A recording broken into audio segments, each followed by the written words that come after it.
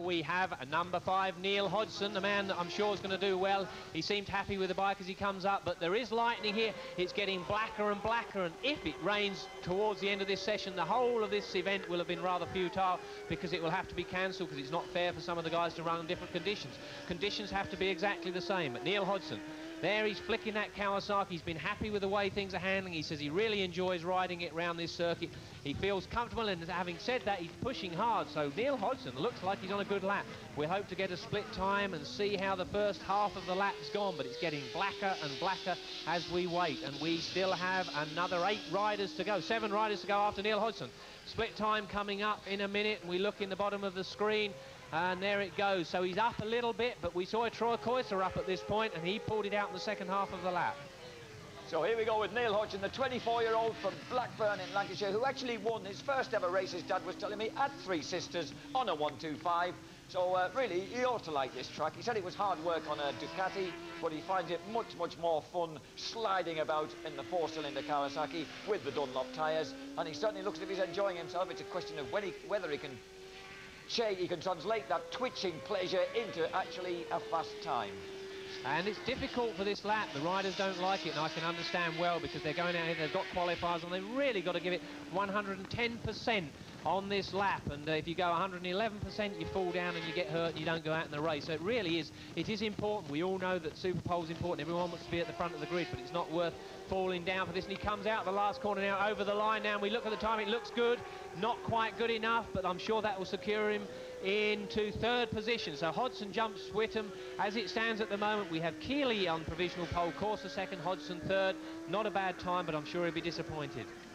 So Keeley still on pole, which is what it is looking like an increasingly good position. Now on track we go with Noriyuki Haga, the World Championship leader. Haga, who of course had a terrible time in Monza, but felt that he had to endure the pain if he was going to become world champion at the end of the year. He managed to finish 10th and 9th after giving himself a fearful bruising in a massive step off at Ascari Curves. Now he's looking a lot happier, more relaxed. His hair is looking a little more relaxed. The absolutely fluorescent greenness has gone out of it. It looks now more like a slightly sunburned sort of grass rather than fresh green spring grass. And this is the view you get from this guy who has been riding this Yamaha very, very hard round Albacete so far this weekend. In fact, I can't believe what I'm watching. I went out on the circuit and watched him this morning, and he really throws this Yamaha into the corners, number 41 here, Haga, and then just seems to sort it out at the last minute. And we saw the onboard camera at turn 1 as he was braking. The camera was going all over the place. He really does chuck this machine around, but he's on soft tyres. I hope for his sake they're gripping, because the bike is all over the place and he's just clinging on there. But it has to be a fast lap, because it looks very, very spectacular. So plus 0.120, so he's only just outside the present pole lap of Keeley's. So we watch with interest now as he's gone through the halfway point. Can he make up any time on the latter part? It was very, very close at midpoint, but Haga really looks like he's calmed down. I don't know if he's scared himself. Certainly scared me watching him, but he was chucking it in there too fast, because that was just losing control and not really gripping well, and he just needs to... He looks like he's calmed down tremendously. I don't know if they've got a machine that's calmed the engine power down, but at the moment things are looking more relaxed than they were on the first half of the lap. And this is the guy that a couple of Italians were yesterday evening accosting in the pits to say, you know, you should come out with us and have a drink every night. That's when you get your best results. But he's not quite made it to pole position above Keeley, 0.116, so he didn't really make up any time on the second part of the circuit. And that's Noriyuki Haga, the current World Championship leader, 2nd place on the grid.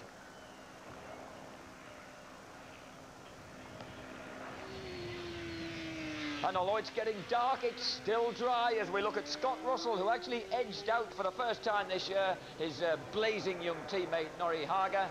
Scott Russell, the 33-year-old elder statesman, the American who was 1993 world champ on Kawasaki. Here he is, seeing how well he's got the Michelin tyres sorted out that he uses, which presumably won't slide quite as much around this grippy little circuit as the Dunlops of his teammate Haga.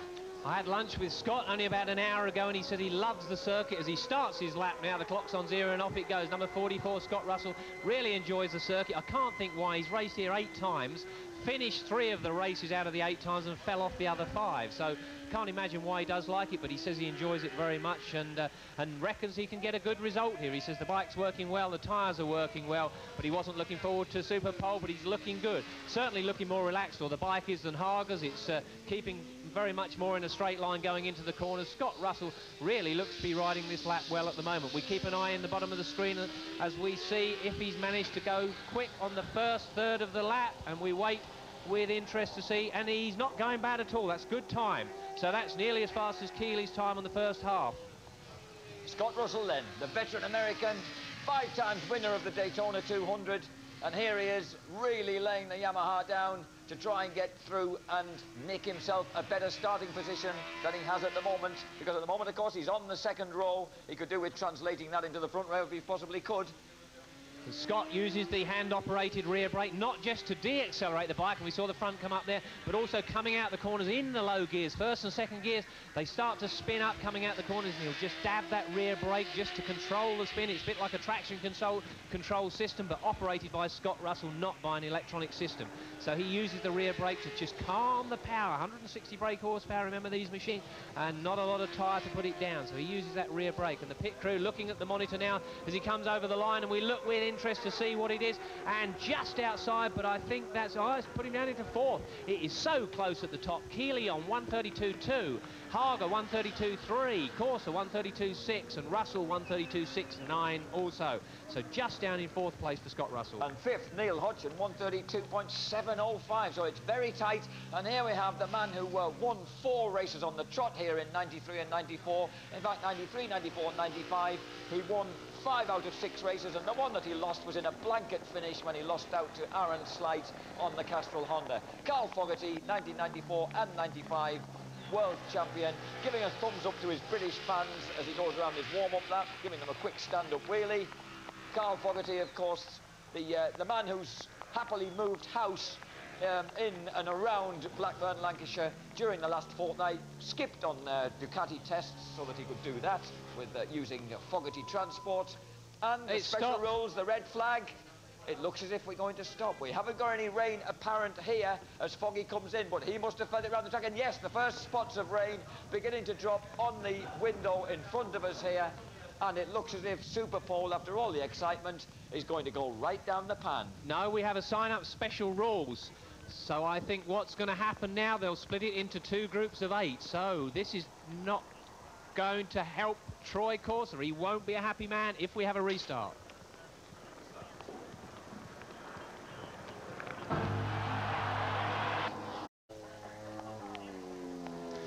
Well, they say that the rain in Spain falls mainly on the plain. We're certainly on the plain of Spain here, and it is damp.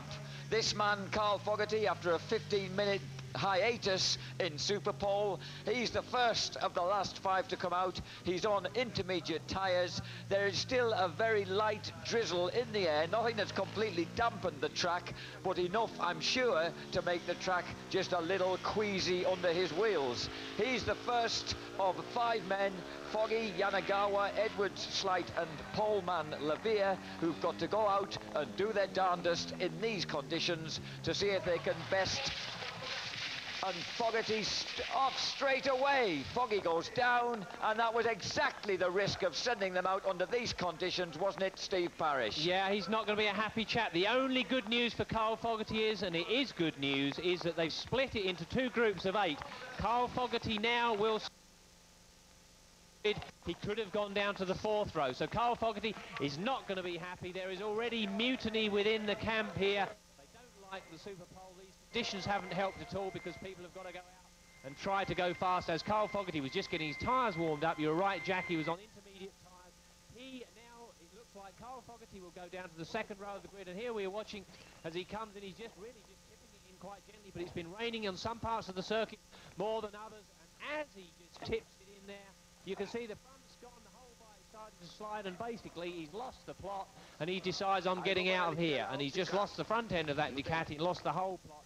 It is wetter on the northern part of the circuit than it is over here where we are on the start and finish line. So I think now we are going to see Yanagawa go out there. One of the 4 remaining riders, Yanagawa, Edwards, Slight and Lavia, can get onto the front row because Fogarty's not going to. At the moment, the front row consists of Hodgson, Hager and Russell, who have already been out in dry conditions. But the riders are not happy, the team managers are not happy, and it really is making a bit of a farce of Superpole with these changeable conditions. But what can you do? Nobody, not even you, Jack, can make the weather do what we want it to do. We've just got to stick by it, and so I expect any minute now they'll get the bike cleared up, and here we get a replay of what's gone on. Carl Fogarty, as he comes in, I think we're at turn 9 here, he tips it in, and you'll see the front turning there. At that point, it's lost grip, nothing he can do about it already, it's just tipping on it, and you can see Carl is getting off. And the whole thing is just slid away on relatively, they were brand new intermediate tyres. They will have been in the tyre warmers, I would say. They were up to temperature. But how do you know how much grip there is out there until you've done a lap? And unfortunately, Carl had to really test it to the limit because he was about to start his fast lap, or his lap that was going to determine his grid positions. This is not going to go down at all well with the riders here with Superpole. So now we see Yanagawa coming out on the circuit. If he can put in a fairly sensible lap time, beating Edwards, Slight and Lavia, he will get onto the front row. There is only one remaining place on the front row of the grid, and Yanagawa could do it because the rain has just about stopped. It will just be who can go out there, who's the bravest, who can just skillfully find their way around this damp circuit. But nevertheless, Yanagawa is guaranteed a first or second row position here because they've split it into two groups. So Akira Yanagawa, the 26-year-old Kawasaki factory rider, he says Albacete is a good circuit for him. He enjoyed riding here last year. He got 2 4th places. Over he goes, screams past us across the line. He's got to get his head down. He says the prospects are good for Kawasaki, and the Dunlop tyres are good round here. They're suited to the tight and twisty sections of the track. And this is particularly the case with the front end of the bike. We'll have to see what happened to Foggy Steve. Let's hope it is. Yeah, and Yanagawa will have the information because he will have been watching the monitor, and almost certainly he will have seen Carl Fogarty fall off. He'll know exactly which corner he fell off on, and he'll also probably know that it's damp around that part of the circuit. So it's an advantage to Yanagawa to know exactly what's gone on. There we're going to have a split time on the screen, but I don't think it'll be much use to us, because Hager's time that we're seeing in the bottom of your screen was done in the dry, and now it is damp. And the further around the circuit they get, the wetter it gets, and it's up to Yanagawa. You can see 5 seconds slower, and that's only a third of the way into the lap. So that's how much slower and damper it is, and it gets wetter as we come round. But Yanagawa, my dark horse tip for the season. He hasn't had a particularly good start to the year, but I think we're going to see a lot more of this very, very fast Kawasaki rider. So Yanagawa, the man who jumped into World Superbikes last year and startled the established stars by winning a couple of races, one at the A-Ring and one in Japan. He trying to set as best a time he can in these not especially helpful conditions, and it does seem rather strange to me, I've got to say, that Hager, Hodgson and Russell are gifted their front row positions by virtue of the fact that these guys can't get near them, Steve. Well, they're never going to with these conditions, and it is a shame, and this is one of the penalties with Superpole. It's been rather unfortunate. We had this problem at Donington Park where conditions changed. In fact, it snowed, so they abandoned it, but nevertheless, it's something that had been thought about at the start of the year, and thankfully the organisers have this ruling where they'll split it into 2 groups of 8, and now we are seeing the second group, and these guys will be guaranteed the first and second row. But Yanagawa now crosses the line, and this is the time that we're going to have to look at for the next man out, which is going to be Colin Edwards. So Yanagawa crosses the line there, fortunately made the lap, and he has a time in the bag.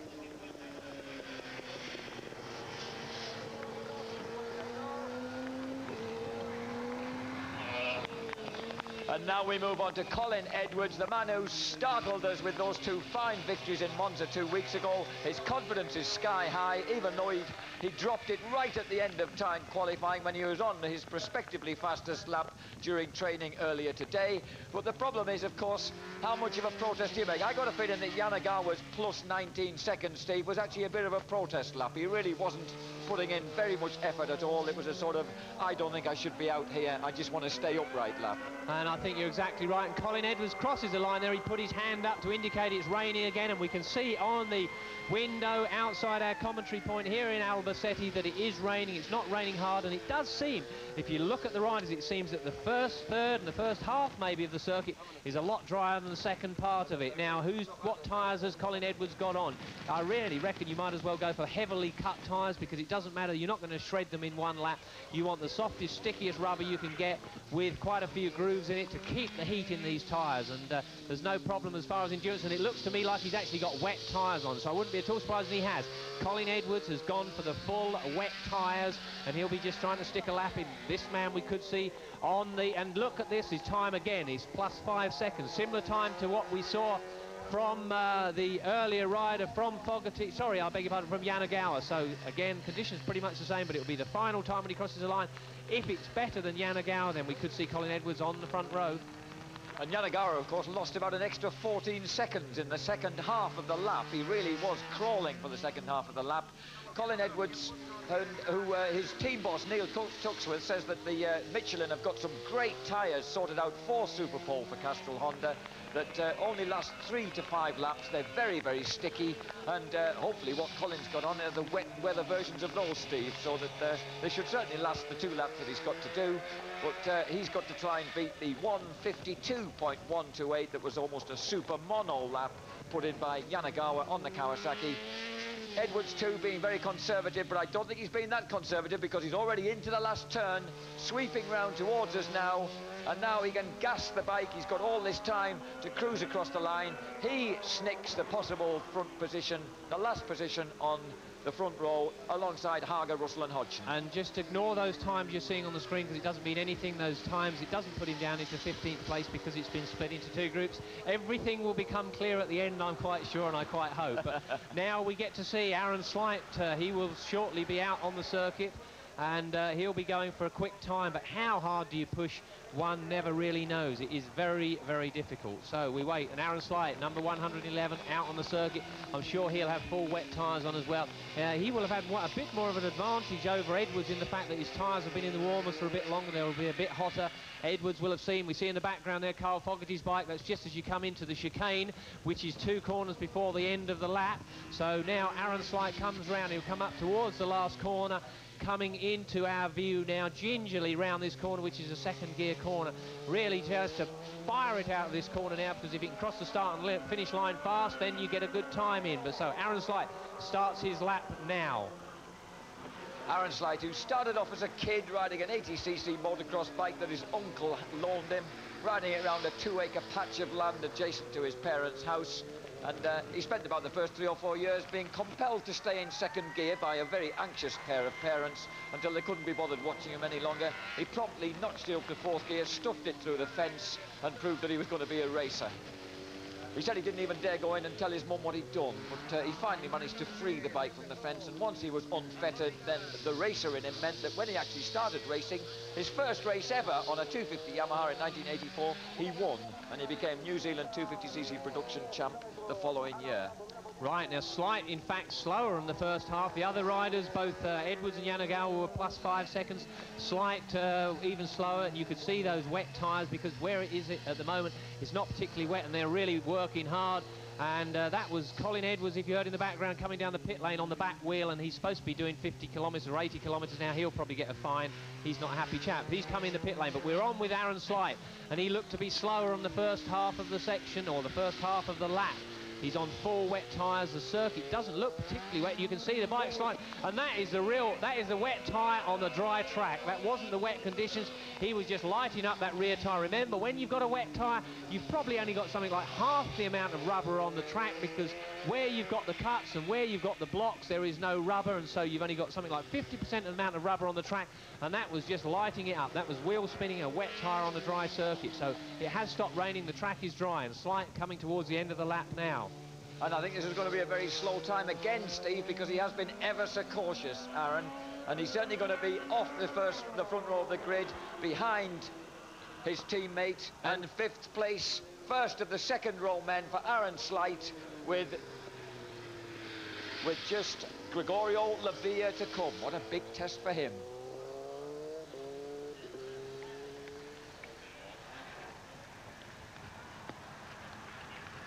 So the local hero, 24-year-old Gregorio Lavia from Hospitalet del Enfant in Spain.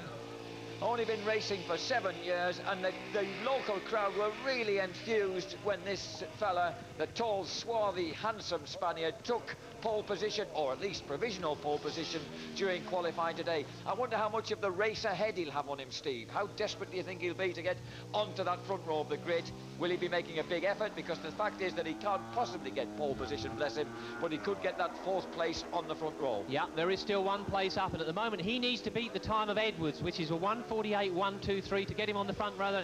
I'm sad to see that he's actually got wet tyres on. If he'd have been watching what I'm watching on the screen now, he'd have gone for intermediates. The rain has stopped, the back of the circuit isn't particularly wet, and I think an intermediate time would have given him a better time. We saw Aaron Slight struggling with those heavily cut, big block wet tyres, and it's not that wet. You can see there's no water splashing up or anything like that. An intermediate tyre would have been the hot tip. He should have been watching Eurosport and watching the monitor, but nevertheless, he's out on the circuit. We look to see the split time. If it's anything more than 5 seconds, he's going to be struggling, and we'll wait to see if he's 5 seconds above. He's not. 3 seconds. I can see Lavia getting on the front row. If he can keep it all together, doesn't go and chuck the plot away on the last half of the lap, Gregorio Lavia could start the Albacete, the Spanish round of the World Superbike Championship, round 4, on the front row of the grid, and you can watch all this live with us. De Checo racing Ducati then. Gregorio Lavia, the man who so bravely plucked out pole position with a tremendous 1:31.631. Now he's got to beat 1:48.123, which is Colin Edwards' time, which presently holds 4th row on the front row of the grid, behind Messrs Haga, Russell and Neil Hodgson's Kawasaki. Lavia, he's got to beat 1:48.123 if he's going to get that front row, and I personally feel he thoroughly deserves that front row, so I hope he can get through. He's gone through the chicane now, he's coming into our view, he'll come peeling through the last bend. Here he comes, it's a long turn, he's out of it now, onto the straight, pins that to the Checo Kawasaki. Oh, I don't think he's done it. Yeah, no, he has. Yes, he has. Yes, he has.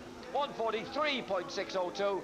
Great stuff for Lavia. So Lavia rescues something for what looked like a hopeless situation, Steve. He will take that 4th row on the grid behind front row, Jack. Sorry, he takes the front row. He fills the final slot on the front row of the grid, and look at the team. They are so happy. They came. I spoke to them this morning, the Checo team, and they said that we have a small budget, but we have a very big heart, and they are loving it. They are so happy. They will start the Spanish round of the World Superbike Championship on the front row of the grid. Whether he's aware of it, I don't know. He looks like he's enjoying it. There is no pit to rider communications as in with car racing, but he probably would have been aware of the time he had to beat. They do have on the dashboard, they will have the time to see, and he knows what time he's done, so he looks a happy man. We wait to see with interest him on the front row tomorrow. So tomorrow, the front row of the grid, the rather fortunate championship leader, Nori Haga on Yamaha, alongside his teammates. There's a turn up for the book. Scott Russell, both Yamahas 1 and 2 on the grid. Neil Hodgson, 3rd on Kawasaki, 4th for Lavia and his absolutely delighted De Checo team. The 2nd row of the grid, Colin Edwards, winner of both races in Monza. He will be teamed up alongside Aaron Slight and Yanagawa. Delatang, the slowest man, Jamie Whittam on the 3rd row of the grid, and the rather unfortunate Frankie Keeley, who got a really hot lap in on the Ducati. We'll be back with you to see the warm-up to the races this afternoon, so join us in a few minutes' time for that.